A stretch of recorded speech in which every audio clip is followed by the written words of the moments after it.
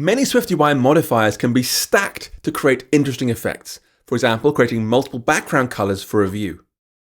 Here we have text hello world. I could say this thing has a frame with a width and height of 200. Then a background color of blue around that. Then there's another frame around it with a width and height of 300. And that has a background of red with foreground color of white. However, it's possible and indeed common to apply a frame modifier twice back to back with no other modifiers in between.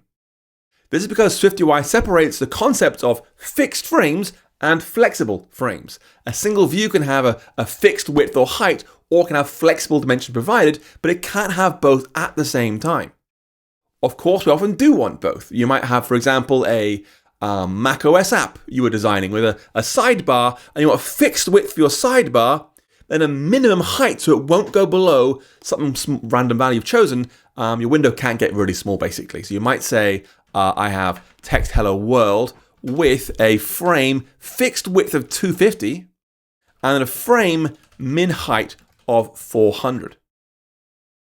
Now, I don't want to sound like a broken record here, but remember the golden rule: no amount of futzing from us can cause this text view to extend beyond the natural width and height of its lines. That's its natural size. It won't go beyond that. It won't. So we aren't making the text view flexible with these two modifiers. Instead, we're wrapping it in a new view with an exact width. Then wrapping that in another view that has a flexible height of at least 400 points. Now, the best way to check your understanding is correct is with code like this. Now, I'm going to hide the canvas here so you can think in your head rather than seeing the results straight away. All right, text hello world, and then width 250, and a frame with a min width of 400. What do you think that code will do when it runs? Because it sounds like we're giving SwiftUI completely contradictory instructions, but we really aren't. All right, dogs. Good time for them to pause the video, eh? Hopefully the answer becomes clear if you try and think like SwiftUI does. Again, pause for a moment, think about it, try and decide for yourself. I'll give my dog a treat in the meantime, and you can have a little think and see how you get on.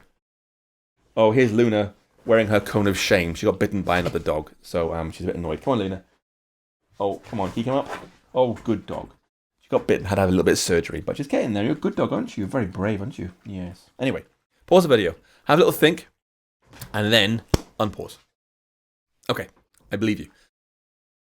Our text has an ideal width and height matching its contents. That's what it always has.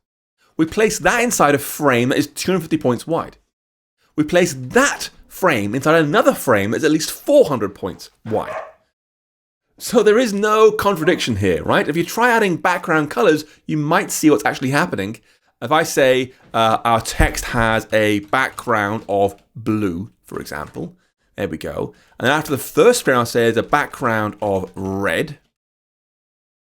After the second frame, a background of yellow. You can see it all works correctly.